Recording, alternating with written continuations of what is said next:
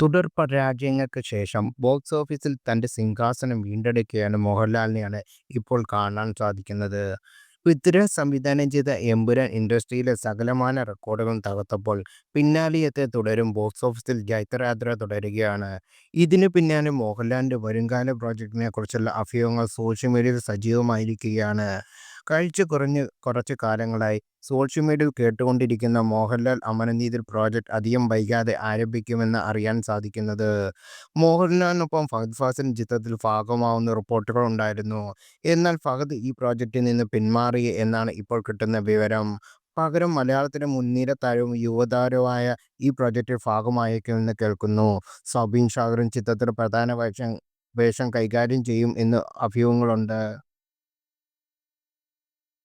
നിലവിൽ മലയാളത്തിലെ സെൻസേഷണൽ സംഗീത സംവിധായകനായ സുഷിൻ ശ്യാമാവും ചിത്രത്തിന്റെ സംഗീതം കൈകാര്യം ചെയ്യുക എന്ന റിപ്പോർട്ടുകൾ സൂചിപ്പിക്കുന്നത്. സുഷിന്റെ സംഗീതത്തിൽ മോഹൻലാൽ അവതരിക്കുന്നത് എങ്ങനെയായിരിക്കുമെന്ന് കാണാൻ കാത്തിരിക്കുകയാണ് ആരാധകരും. ലിറ്റിൽ സ്വയംഭ് ചിത്രത്തിന്റെ ഛായാഗ്രഹണം നിർവഹിച്ചേക്കുമെന്ന് റൂമറുകളുണ്ട്. ഒക്ടോബർ പകുതിയോടെ ചിത്രം ഔദ്യോഗിക ഷൂട്ടിംഗ് ആരംഭിക്കുമെന്ന് അറിയാൻ സാധിക്കുന്നത്. ആശീർവാദ് സിനിമാസും അമൽനീരദ് സിനിമാസും ചേർന്നാകും ചിത്രം നിർമ്മിക്കുക.